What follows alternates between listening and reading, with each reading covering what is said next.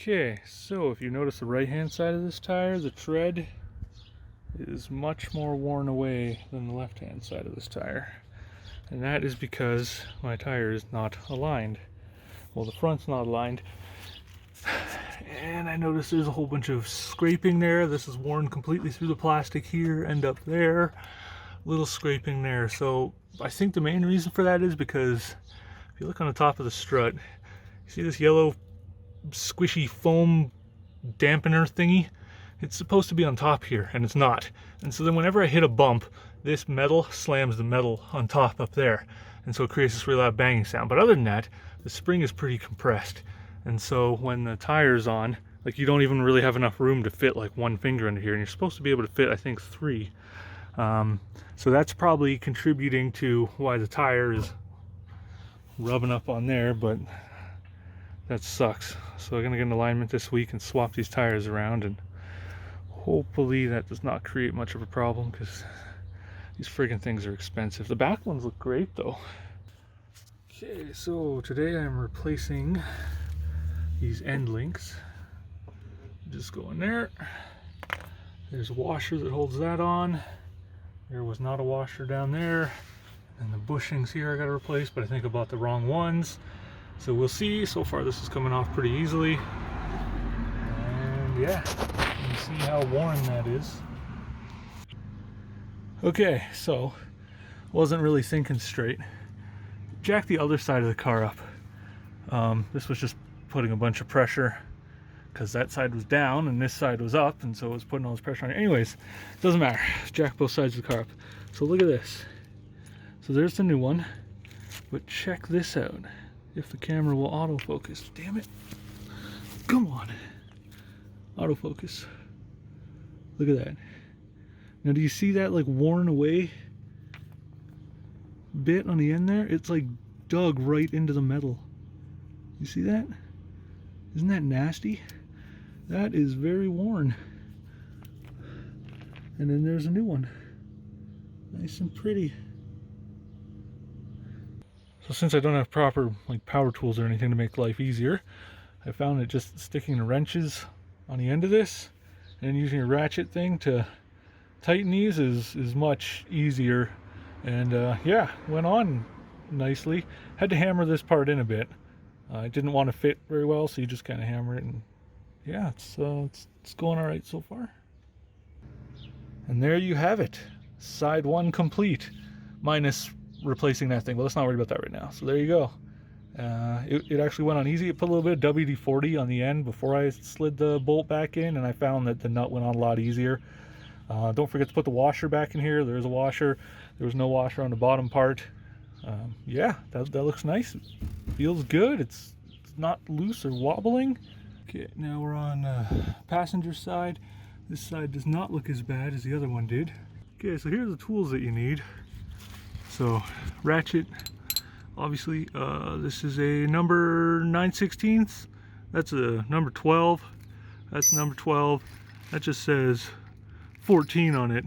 So use those two together and those two together, and I just put the wrench on the back here and then just use the socket thing and get that off, and that's really what you need. So it's the same few tools, gets all this off and this. It's pretty easy, and just take your tire off so you got lots of room. Yeah, that's pretty straightforward really. Okay, so got the old one out, got the new one placed beside it. This was super easy to get this out.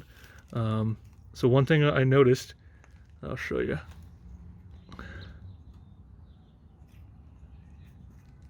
Come on. That's not supposed to happen. That piece popping out, see this one? The good one? You can't pop that out if you wanted to. You'd have to like hammer that thing. This one, it just fell right out. That's how loose and worn this is. Frick, I can probably pull that out too. Yeah, look at that. See, that's not good. I don't know how long this has been in there, but... And yeah, that's pretty worn too. Cool. Well, let's get the new one in. So, this piece goes in here. Use this little bastard and just hammer that down. Feels like good.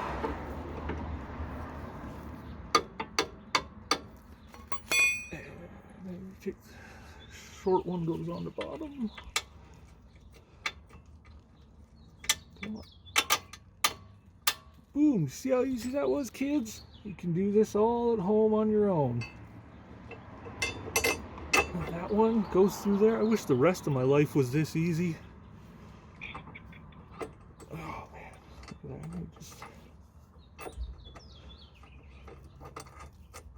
that goes on there. I WD-40'd these bolts in advance because it goes on smooth. Then you take your wrenches, put your little wrench on there, bigger wrench on there. Take this thing and remember to flip it. Oh, that's the big one.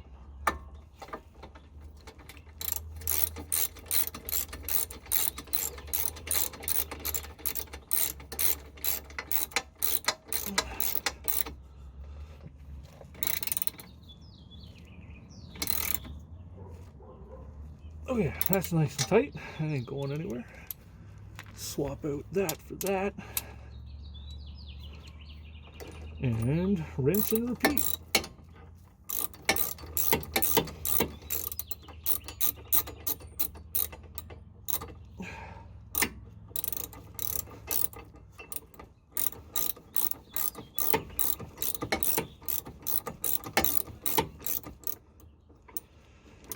Come on.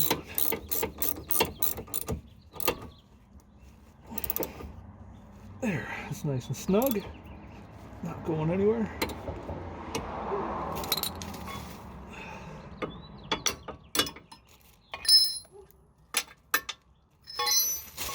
Boom. And that is that, kids. Save yourself $100 and something an hour by doing shit yourself. Okay, here's the second side. So took this bracket thing off. Just remember that there's a bigger hole, there's a smaller hole. Smaller hole goes on the back, bigger hole goes on the front. And this thing just comes off like this. Just pull it and it comes off. And that feels really not like rubber, just like hard and stale and kind of dried out. New one definitely feels more rubbery. So I got the other one on, and let me tell you, that thing was a pain in the butt. The back screw, line that one up first. Like when you got this thing on there and you're putting your friggin' cover back on it, line the back up first and then tighten that in, because holy crap did I ever spend a lot of unnecessary time struggling and swearing at that.